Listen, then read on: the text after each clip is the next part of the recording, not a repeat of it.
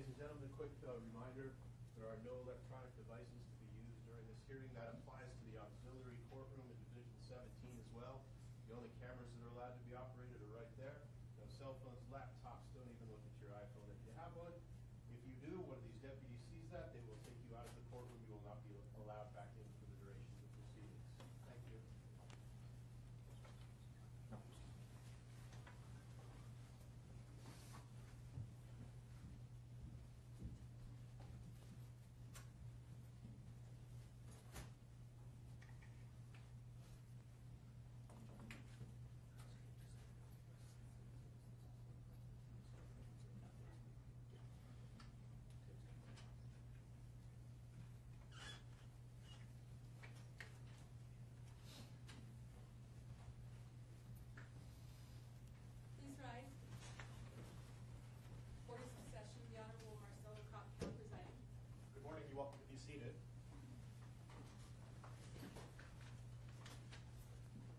Okay, we are on the record in Will County case number 18CR2003, People of the State of Colorado versus Christopher Lee Watts. Please have the parties identify themselves for the record. Your Honor, Michael Rourke, Steve Wren, and Patrick Roach, appearing on behalf of the people also seated with us at council table, is Detective Dave Baumel from the Frederick Police Department. Thank you. Your Honor, John Walsh and Catherine Harold on behalf of Mr. Watts. Thank you. Mr. Rourke, did you want to make a record regarding compliance with the Victims' Rights Act? Your Honor, I will. Your Honor, present in the courtroom are Frank Rusick, Sandy Rusick, and Frank Rusick Jr. They are Shanann's mom, dad, and brother. They have been fully advised of the nature of the proceedings today. Also, based upon the order that the court entered last week, I can tell the court that Mr. and Cindy Watts are present in the courtroom as well. They've also had opportunity to meet with representatives from my office over the weekend to discuss the nature of the hearing today. I believe that we are fully in compliance with the Victims' Rights Act. Thank you. So what I would like to do is explain the procedures that we're going to use regarding the sentencing hearing. Let me first say that I realize that the sentencing hearing is emotional for many of us. And I expect that your behavior in the courtroom, both in this courtroom and the overflow courtroom, is appropriate. If the court determines that your demeanor and behavior while in the courtroom during the hearing is not appropriate, I have advised the deputies that I will be asking you to be escorted out of the courtroom. So please be mindful of your demeanor during the sentencing hearing. Also, as a reminder, all electronic devices must be turned off. The only electronic devices that I have authorized to be used are those through the expanded media coverage order. If deputies see that you are using an electronic device not authorized by the court, the deputies will take action on that. So please be mindful of that. If you need to turn off your electronic devices, please do so now. So these are the procedures that we are going to use for the sentencing hearing. First, the prosecution will have an opportunity to present evidence. Once the prosecution finishes, the defense will have an opportunity to present evidence. Then, if there are any victims under the Victims' Rights Act, including Cindy and Ronnie Watts, that have not been called by the prosecution or the defense, or any other defined victims under the Victims' Rights Act, they will have an opportunity to make a statement to the court as it relates to their rights under the Victims' Rights Act. Thereafter, the prosecution will have an opportunity to argue. The defense will have an opportunity to make an argument. If Mr. Watts chooses to, he will have an opportunity to make a statement, and then the court will impose a sentence in this case. Does everybody understand? Okay. And so, Mr. Rourke, are you going to be speaking on behalf of the prosecution? Yes, Your Honor, I am. And you are welcome to present evidence. Thank you. Your Honor, if I may approach, I want to tender to the court what have been marked as sentencing exhibits 1 through 21 inclusive. I have provided copies of these to defense counsel. Thank you. Your Honor, photographs 1 through 21, sentencing exhibits 1 through 21 represent a number of different photographs that are in discovery that Shanann's mother and father wanted the court to have for your consideration as you impose sentence today. They may allude to those, and I've asked them to do so by way of sentencing exhibit number, but that's the sum and substance of exhibits 1 through 21. Thank you. And do you have individuals who would like to make a statement? I do. Your Honor, if I could first call upon Frank Rusick to join me at the podium. Thank you.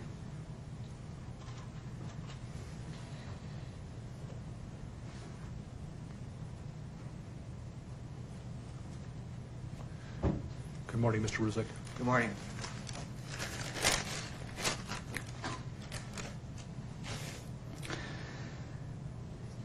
Well, I'd like to say to the courts that Shanann, Bella, and Nico are loving, caring people. They love life. They love being around people who love them. They always had good times. This is the first time they went to the beach this year, and they loved it. But God only knows what happened that night. Life will never be the same without Shanann, Bella, and Celeste and Nico. Had all their lives to live. They were taken by a heartless one. This is the heartless one, the evil monster. Who dare you take the lives of my daughters Shanann, Bella, Celeste, and Nico? I trusted you to take care of them, not kill them. And they also trusted you. The heartless monster, and then you take them out like trash. You disgust me. They were loving and caring people.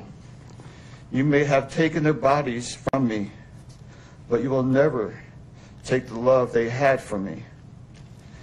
They loved us more than you will ever know, because you don't know what love is, because if you did, you would not have killed them. You monster, thought you would get away with this. I don't know how. The cameras do not lie. You carry them out like trash of the house. Yes, I seen the videotape.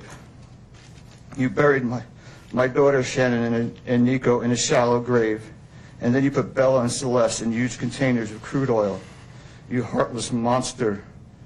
You have to live with this vision every day of your life, and I hope you see that every time you close your eyes at night. Oh, I forgot. You have no heart or feelings or love. Let me tell you something. I will think of them every day of my life, and I love them every day of my life. Prison is too good for you. This is hard to say, but may God have mercy on your soul.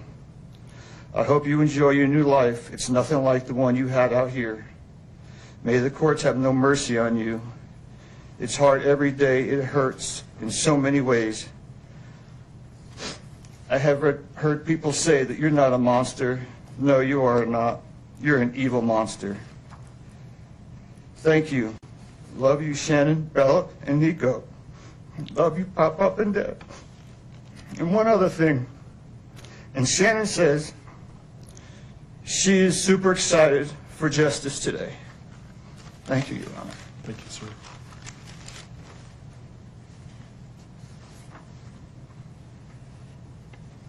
I may have just one moment, Your Honor. Sure.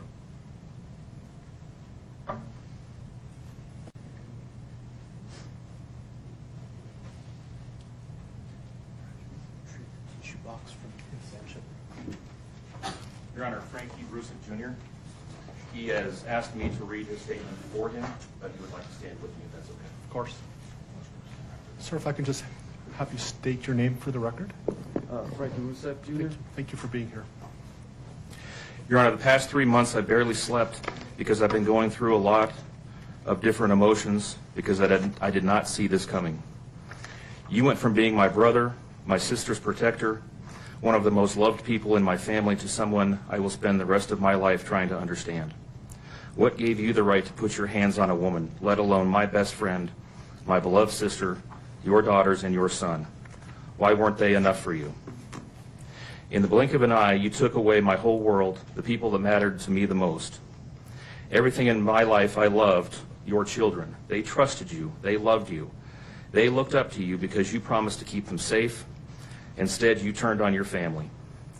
My blood is boiling as I write these last words because they are the last you will ever hear from me. I can't even think of the right words to describe the betrayal and the hate I feel. And to be honest, you aren't even worth the time and effort it takes to put my pen to this paper. There isn't a day that goes by that I don't cry for my family. They were my whole world. All I do is ask myself why. Why would you do this? You don't deserve to be called a man. What kind of person slaughters the people that love them the most? Did you really think you would get away with this? Did you really think that this was your best option, to throw away your family like they were garbage? They deserve better, and you know it. I hope you spend the rest of your life staring at the ceiling every night, being haunted by what you've done. None of us deserved this. Hearing my mother and father cry themselves to sleep in this hotel room causes me anguish that is beyond words. I can't describe how this feels, how badly my heart is breaking for my poor parents. We trusted you. You have taken away my family from this earth, but you can never take them from my heart. You took away my privilege of being an uncle to the most precious little girls I've ever known. I will never hear the words Uncle Frankie again, but you will never be called Dad again either. You'll never be able to put your hands on another woman, let alone my best friend, my beloved sister, and your son. I just can't comprehend how they weren't enough for you. Shanann, Bella, and Cece loved you more than anyone. You were their hero. How could you destroy the people who loved them the most? I pray that you never have a moment's peace or a good night's rest in the cage you'll spend every day of your life in. A cage you are privileged to live in because my family isn't evil like you. We beg the district attorney to spare your life because despite everything, we believe that no one has the right to take the life of another, even someone like you. I feel sorry for your family. I know the pain that they must feel knowing that they can't hug you, because that's how my mother, father, and I feel every time we cry for our family. Nothing hurts more than watching or hearing my family weep for their loved ones. I just wish that I could tell that you would tell the truth, but I know that that is asking for more than you are capable of. I stayed up all night writing this statement. I don't sleep because of you. My life will never be the same because of you, but at least my conscience is clear. I get to live free, but I can't say the same for you. I haven't slept in 2 days because I've been anxiously waiting for this moment, the moment I get to tell you how I feel, how this has affected my family and I. My family and I can finally grieve after today. If anything, we will come out of this stronger today than we were before, and we will continue to pray for your family. Sincerely, Frankie Rusick. Thank you, Mr. Rusick.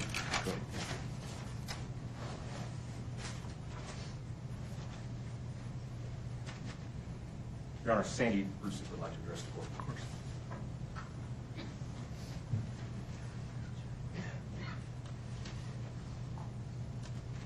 Good morning.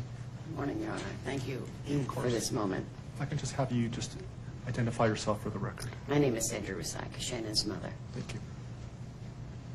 I wanted to say thank you for this moment. I want to take a moment to thank everyone who has prayed for our beloved family, who has sent gifts, cards to us from all over the world. I know God will put the evil people where they need to be. I also want to take the time to thank the town of Frederick, Greeley, FBI, the DA's office, the CBI, for exceptional work. We thank Nicole Atkinson, Shannon's neighbor, Nathan, and his family. To me, they're our heroes. They really are. God bless. God makes no mistakes on who he puts in your life. Marriage is about love, trust, and friendship and unity. We married for sickness and health, to death do us part. Our daughter Shanann loved you with all of her heart. Your children loved you to the moon and back. Shannon's family was her world. Shanann put a crown on your head. But unfortunately, the day that you took their life, God removed that crown. We loved you like a son. We trusted you. Your faithful wife trusted you. Your children adored you, and they also trusted you. Your daughter Bella Marie sang a song proudly. I don't know if you got to see it, but it was, "Daddy, you're my hero." I have no idea who gave you the right to take their lives.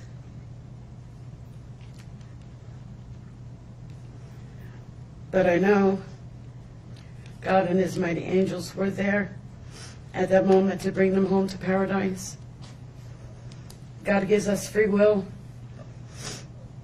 So not only did you take the family of four, your family of four, you took your own life.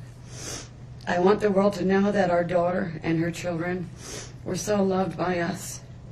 There will always be protected by God and his mighty angels. I didn't want death for you because that's not my right.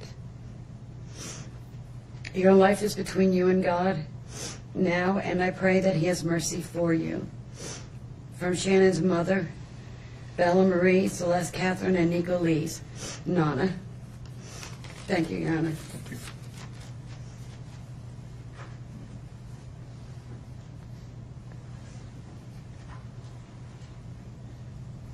Your Honor, that's all the witnesses that I had intended on calling, and I know that the court addressed this during the procedural posture. I am aware that Mr. and Mrs. Watts would also like to address the court. I would certainly invite the court, if you want, at this point, to call upon them, or we can certainly do it after any evidence that the defense has as well. Sure. Does Cindy or Ronnie Watts wish to make a statement under the Victims' Rights Amendment?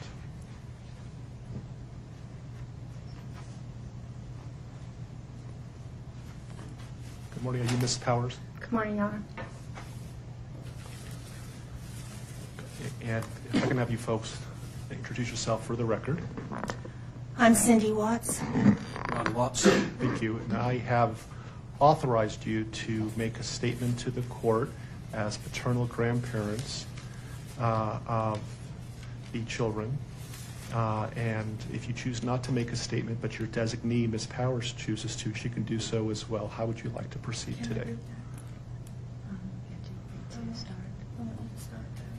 Who's going to be speaking today? Your Honor, initially, they've asked me, and they're hoping that they have the strength to speak, but if they do not, they've written out their statements and asked me to finish for them. So That would be fine. Who would like to go first? if I could start, Your Honor. On behalf of the Watts, Your Honor, and to the community, we thank you for the opportunity and the recognition under the Victim Bill of Rights. We come today as the grandparents and the parent of the daughter and children whose life was taken in this case. We are not here to ask for leniency. We are not in any way condoning or tolerating the crime that has occurred and the pain that has been caused. We join in our daughter-in-law and grandchildren's family in saying this should never have happened. This is not condonable. This is something that we will never get over. We appreciate the consideration that everyone has paid, most especially the families that have lost everyone. We appreciate that they begged for Christopher's life. We agree and echo what they have said, that it is not his place to take anyone's life, nor would it be our place as a community to take his life. So we thank you for the opportunity and for every consideration and effort that's been put out. The prosecution in this case has in fact respected the Victim Bill of Rights. They took the time to explain that the information that my clients had at the time that they were interviewed was not correct. They were misinformed. They were searching for answers. They were not intending to cause any pain to anyone, and they appreciate that the prosecution answered their questions and gave them the time and the respect and the consideration so that they could tell this court and everyone in this community that the interview content was not their message, that they accept that their son has done this, that they accept that he chose to plead guilty, that he sought and requested their consent and agreement for a life sentence. They appreciate that he is given the opportunity to serve that life sentence. It is his responsibility, it is his sentence, and it is not enough to make up for what has done. We understand and we join the family in that we have questions. We don't know how such a thing could possibly happen, or that a man that was responsible for raising his children and protecting his wife would take the steps that he did. and that he would disregard their bodies and the love that he had for them and they had for him and everyone else, and take the gestures and put this community through the investigation and the discovery and the responsibility of bringing justice. We do not understand that. We do not think it was appropriate. We cannot begin to think that an explanation will ever justify it. My clients indicate that they understand that a full opportunity for a confession with all of the responsibility and accountability has not occurred. And they support the family and the request that that happen, if not today, at an appropriate time, in an appropriate manner, so that everyone can have peace, to understand to the best of their ability the details that they need and to have their questions answered. And by giving this opportunity of a life sentence, we hope that he embraces that moment. That had the death penalty been pursued, there would not have been an opportunity to be accountable and to give a full confession. And had the death penalty been sought, counsel would have fought for his life, the prosecutors would have been engaged in a multiple-year battle, the families would have been torn apart, this community would have had to subsidize it and endure it, and we have so much respect and gratefulness that that did not happen. We would strongly encourage Christopher Watts to give that full confession in the tone and in the timing that he thinks is appropriate with the guidance of his counsel. We feel that it would be appropriate and helpful to ease the pain and the suffering. But we also say we don't think that there's anything that he can say that will ever account for his behavior. There's nothing that can be done to cure the harm he has caused. And he has the responsibility to serve his sentence with dignity and with regard for everyone, and to spend every breath that he has left in an atonement for what he has done. So if I can just have you state your name for the record. Cindy Watts. Thank you. My name is Cindy Watts. I am the grandmother of two beautiful granddaughters, Bella Marie, Celeste Catherine Watts. I am also the mother of Christopher Watts, who I will be directing most of my statement to. First, I'd like to begin by recognizing the absolute horror of this crime and acknowledging the devastating loss that both the Rusek family as well as our family have faced. Our families have been irreparably broken by the needless deaths of Shanann, Bella, Cece, and Nico. This is something we will never get over. We will always mourn the loss of our family, and in that we are united in our grief. I am still struggling to understand how and why this tragedy occurred. I may never be able to understand and accept it, but I pray for peace and healing for all of us. Now to my son Christopher, I have known you since the day you were born into this world. I have watched you grow from a quiet and sweet, curious child who Bella reminded me so much of, to a young man who worked hard in sports and later mechanics to achieve your goals. You are a good friend, brother, father, and son.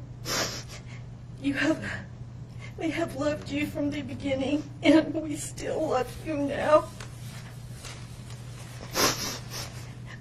This might be hard for some to understand, how I can sit here under these circumstances and tell you, although we are heartbroken, although we can't imagine what could have led us to this day, but we love you.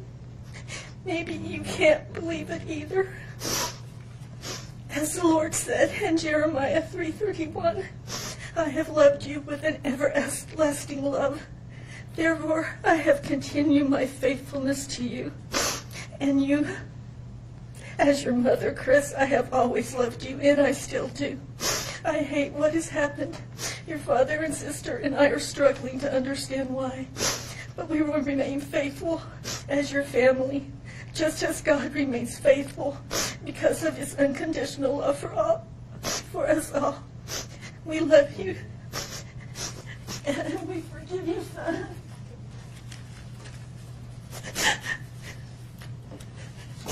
Thank you. Judge, if I could read Mr. Watts' statement. Yes.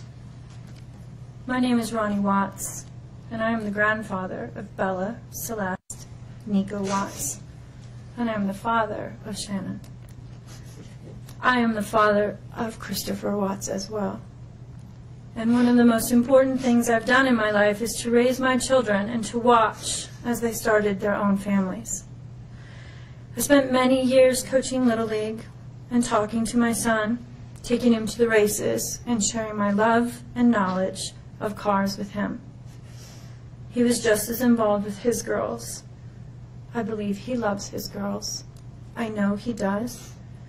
This tragedy has impacted my family in so many ways. Beyond losing my precious grandchildren, our beloved daughter-in-law, we are forced to question everything. We still don't have all the answers, and I hope one day, Christopher, you can help us. Chris, I want to talk to you as a father and son.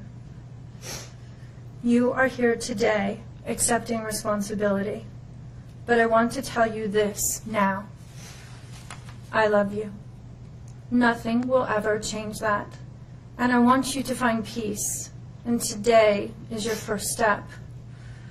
The Bible says if we confess our sins, God is faithful and just and will forgive us.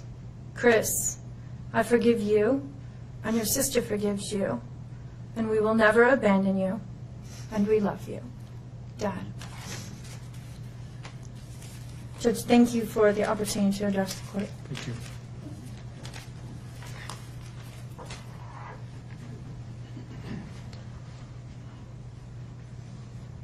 Are there any other statutory victims under the Victims' Rights Act that would like to make a statement today? Your Honor, I am not aware of any. For the record, nobody is raising their hand. Mr. Walsh, would you like to present any evidence? We have no evidence, Your Honor. Thank you. Mr. Walker, is there any statements you would like to make on behalf of the prosecution? Yes, please.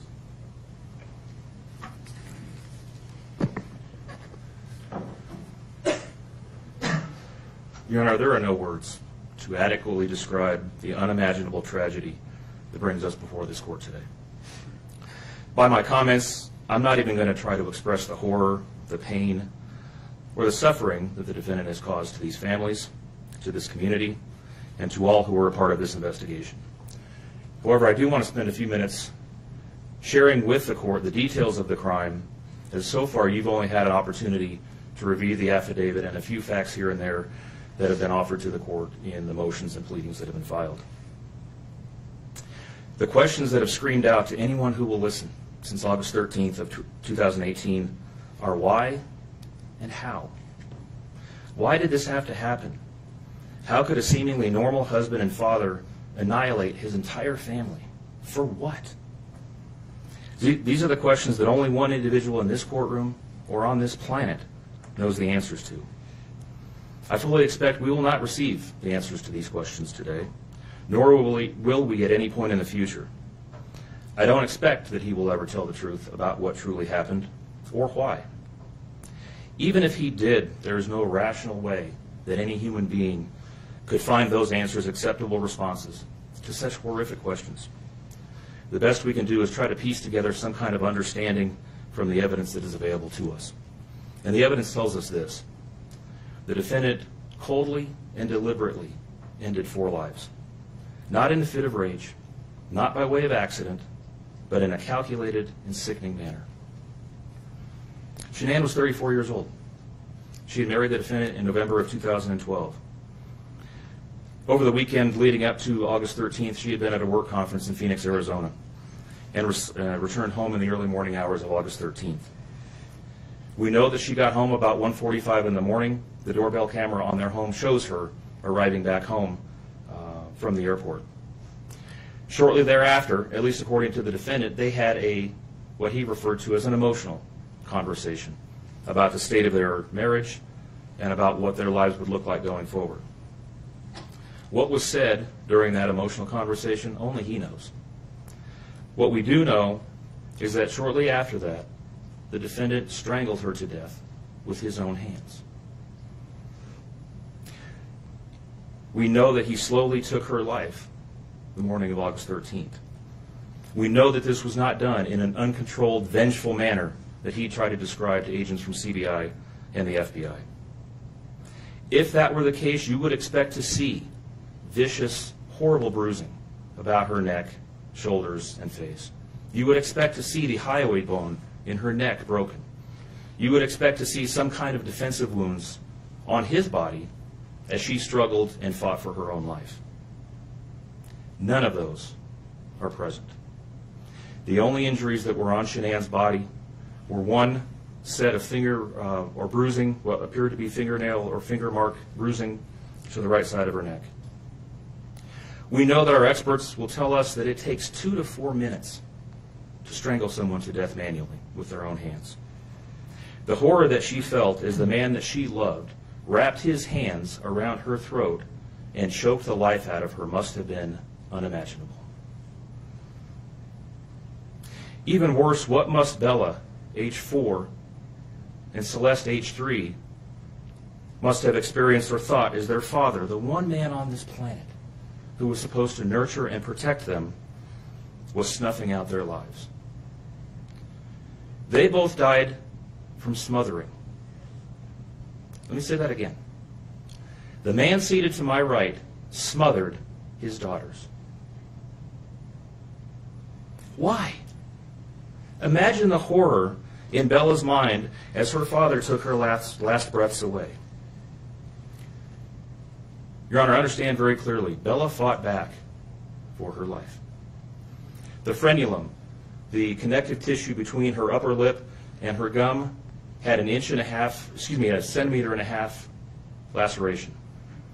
She bit her tongue multiple times before she died. She fought back for her life as her father smothered her. Celeste had no such injuries. In fact, she had no external injuries at all. But according to the medical examiner, she was smothered nonetheless. The defendant then methodically and calmly loaded their bodies into his work truck, not in a hasty or disorganized way. He was seen from the neighbor's doorbell camera backing his truck into the driveway, going back and forth into the house and back out to the truck 3 different times, 1 time for each of their bodies. He then drove them away from their family home 1 final time, intent on hiding any evidence of the crimes that he had just committed. In one final sign of callousness for his wife, his daughters, and their unborn son, and their remains, he drove them to a location that he thought no one would ever find them, to one of the oil tank batteries with which he was so familiar. He knew this was safe. He had texted a coworker the night before saying, "I'll head out to that site. I'll take care of it." He had carefully ensured that he would be alone in the middle of the plains to secrete away the remains of his family in a place that he hoped they would never be found. In one final measure of disrespect for the family he once had, he ensured that they would not be together, even in death, or so he thought. He disposed of them in different locations. He buried Shanann and Nico in a shallow grave away from the oil tanks. Bella and Celeste were thrown away in the oil tanks at this facility. Different tanks, so these little girls wouldn't be together in death. Imagine this, Your Honor. This defendant took those little girls and put them through a hatch at the top of an oil tank, 8 inches in diameter. Bella had scratches on her left buttocks from being shoved through this hole. A tuft of blonde hair was found on the edge of one of these hatches. The defendant told investigators that Bella's tank seemed emptier than CC's because of the sound that the splashes made. These were his daughters. Significantly, when his coworkers arrived at the tank battery later that morning, to a person, they all described him as acting completely normally. It was a normal workday. even while his daughters sank in the oil and water not far away from him. And then his efforts at deception truly began. We've all seen the emotionless interviews that the defendant gives to the local media asking for help in locating his family. We watched as he claimed that the house was empty without them and that he hoped that they were somewhere safe and that he just wanted them to come home. He told investigators that they were at home sleeping when he left for work that morning and that Shanann had told him that she was taking the girls to a friend's house for the day. What is striking about this case, Your Honor, beyond the horrors that I've already described to you, is the number of collateral victims that he created by his actions. While he stood in front of TV cameras asking for the safe return of his family, scores of law enforcement officers, neighbors, friends and family scoured the area, fretted for their safe return. They texted him begging for any information and sending him their best wishes, all the while he hid what he had done. The list of indirect victims does not end there. Think of the firefighters and the Colorado State Patrol hazmat experts who had to don protective suits and who were called upon to pull Bella and Celeste out of those oil tanks. Or the coroner employees who had to conduct these autopsies. Or the victim assistants who frantically attempted to ease the suffering of those affected. All of this, Your Honor, for what? Why? Why did this have to happen? His motive was simple, Your Honor. He had a desire for a fresh start, to begin a relationship with a new love that overpowered all decency and feelings for his wife, his daughters, and unborn son.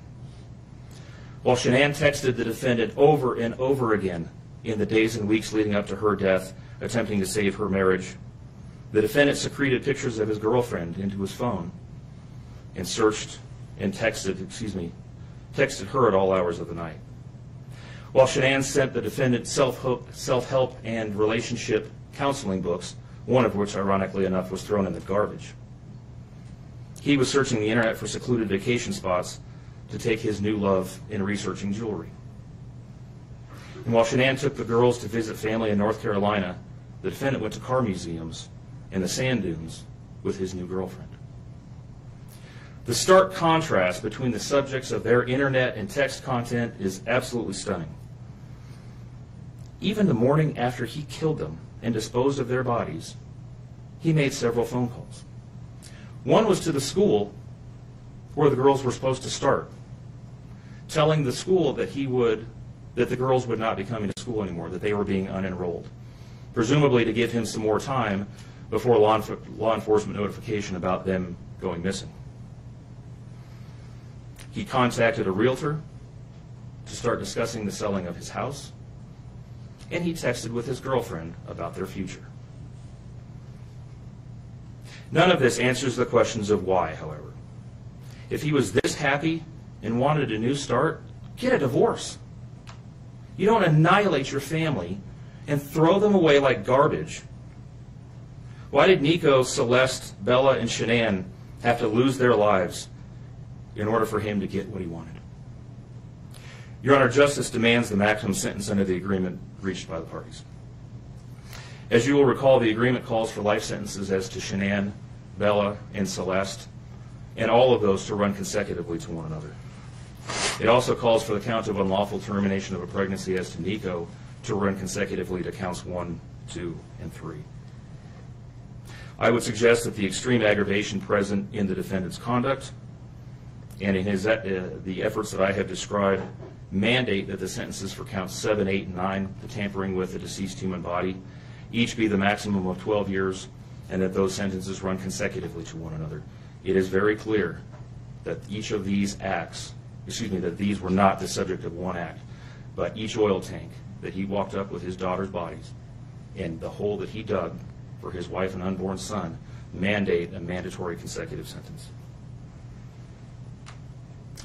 It's been alluded to this morning, but the defendant was certainly eligible for the death penalty in this case under the existing law in the state of Colorado. As you heard, Shanann's family strongly opposed my office seeking the death penalty and being bound to the criminal justice system for the next several decades. That's in large part, as you've heard, why we have reached the agreement that we have.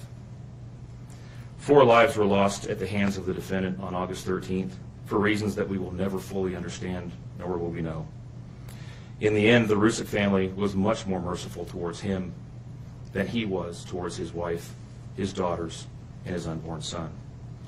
Prison for the remainder of his life is exactly where he belongs for murdering his entire family. Thank you.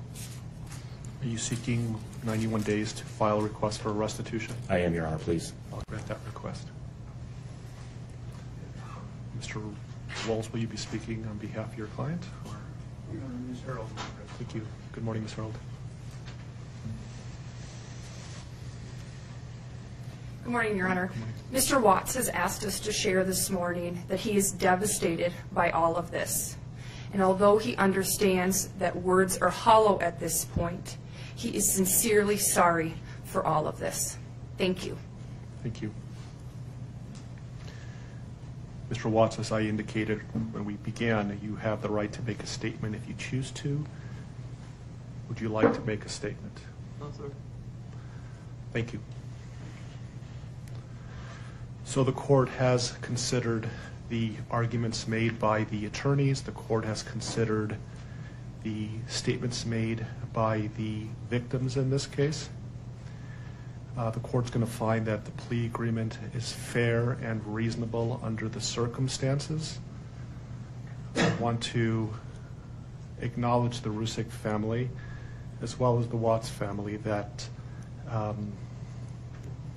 showing mercy on Mr. Watts is understood, and I respect that decision to request that the district attorney not seek the death penalty in this case. And so the court is going to accept this plea bargain under the circumstances.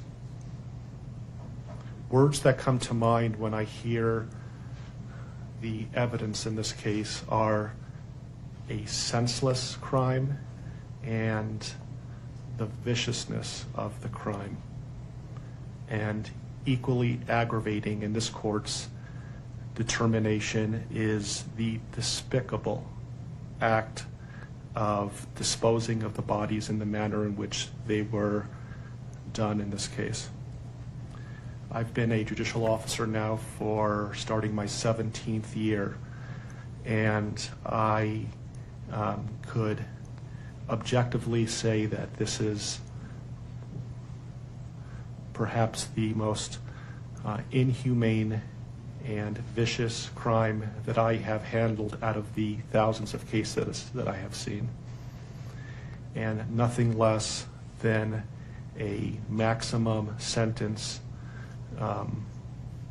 would be appropriate, and anything less than the maximum sentence would depreciate the seriousness of this offense. So the court is going to sentence Mr. Watts as follows.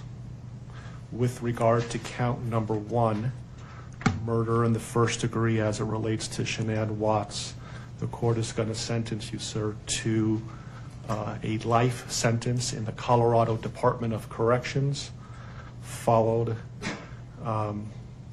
with no possibility of parole. And that is going to run consecutively to all but counts 3 and 4. With regard to count 2, as it relates to murder in the first degree with Bella, the court is going to sentence you to life in the Colorado Department of Corrections with no possibility of parole. With regard to count number 3, the court is going to sentence you as it relates to Celeste to life in the Colorado Department of Corrections with no possibility of parole. With regard to counts 4 and 5 relating to Bella and Celeste as a different theory of first-degree murder, the court is going to sentence you to life in the Colorado Department of Corrections, and legally those sentences must run concurrently as a different theory of first-degree murder. Recognizing the unlawful termination of pregnancy for the unborn child that has been named Nico, the court absolutely believes that the maximum sentence of 48 years would be appropriate to run consecutive to the other charges, with an additional mandatory parole period of 3 years as set forth by statute. With regard to count number 7, as it relates to tampering with a deceased body, as well as counts 8 and 9, each a Class 3 felony, the court is going to impose a maximum sentence of 12 years each for those counts to run consecutively to the other counts.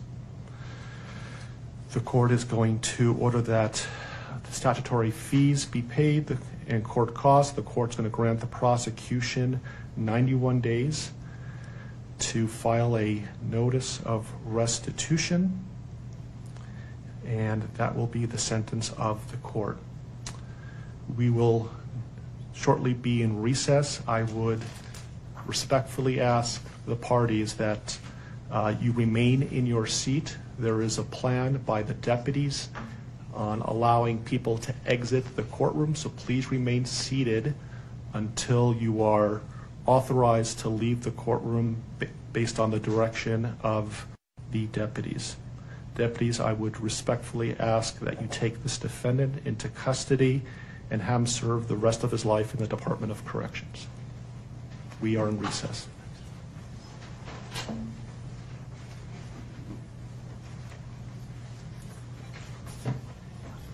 Please rise.